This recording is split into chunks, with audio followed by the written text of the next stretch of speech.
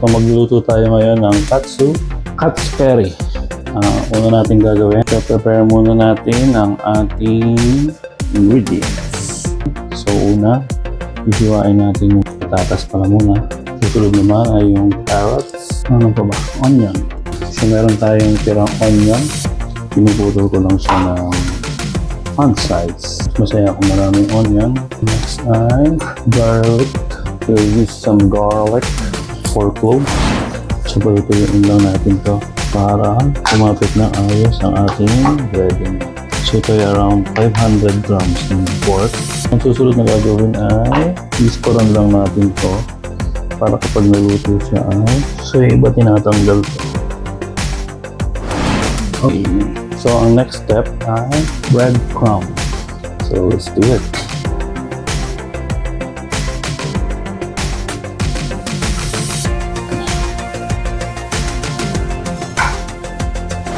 So already, ito na yung breaded pork chop natin with panko breadcrumbs. Ito naman yung ilalagay natin sa ating sabaw, sa curry, pati itong ating sibuyas.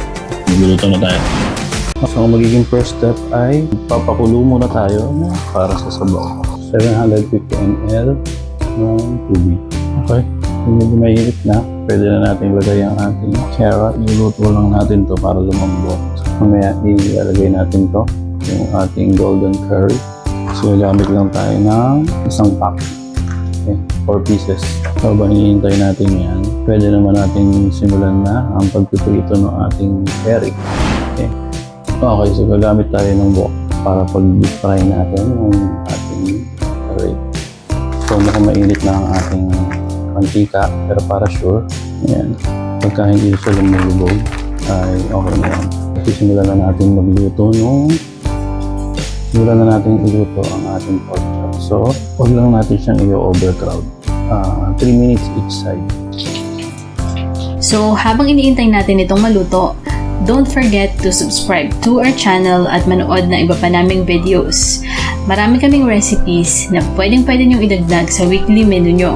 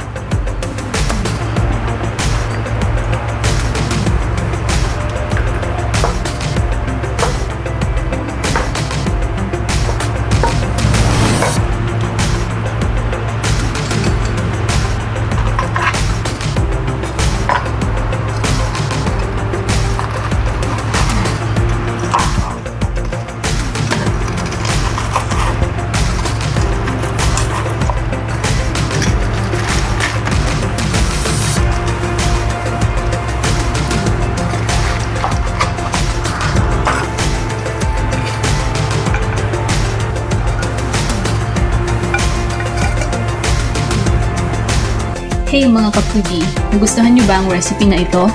Let us know in the comment section below. Hit like if you enjoy this video. And don't forget to subscribe to our channel and hit the notification bell para updated kayo sa mga latest release namin. Until next time, this is Foodie Pinoy saying goodbye and it's a wrap!